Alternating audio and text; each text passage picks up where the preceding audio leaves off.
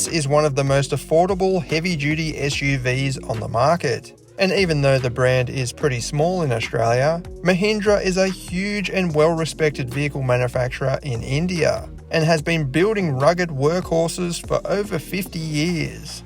Whether they stack up to Australian standards or not is another question.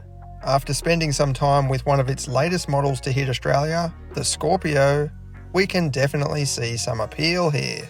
This is the flagship variant in a two-tier lineup, called the Z8L. It's pitched as a large SUV to rival the likes of the Toyota Prado, featuring a proper ladder frame platform and heavy-duty four-wheel drive system. However, prices start at just $45,990 in Australia, making it considerably less expensive than the top-of-the-range rivals. There's even a live-axle rear end with a low-range off-road driving mode. Ground clearance is rated at 227mm, which is pretty decent for its class. The Z8L comes with 18-inch alloy wheels, wrapped in 255/60 MRF all-season tyres.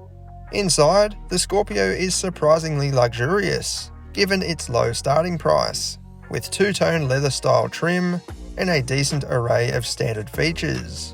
There's even a 12-speaker sound system by Sony, and Android Auto and Apple CarPlay. Passenger space in the front is excellent thanks to the very tall ceiling and upright seating position. You've also got good storage around the place. This test vehicle features two individual seats in the middle row, complete with their own flip-down armrests for added comfort. The seats are mounted quite high too, providing lots of outward visibility, even for kids. Up at the back you'll find a very basic two-seater bench. Headroom is okay, but legroom is a bit cramped, and there are no amenities like cup holders or charging ports. But considering its price, you can't expect class-leading luxury. With that rear bench deployed, boot space is pretty poor. Even if you fold it down, you've only got 756 litres. Many of the 7-seat rivals offer a lot more than this. As for the engine, it's a 2.2-litre turbo diesel powerhouse. No, not really, but it is fairly refined and smooth, again, especially for its starting price.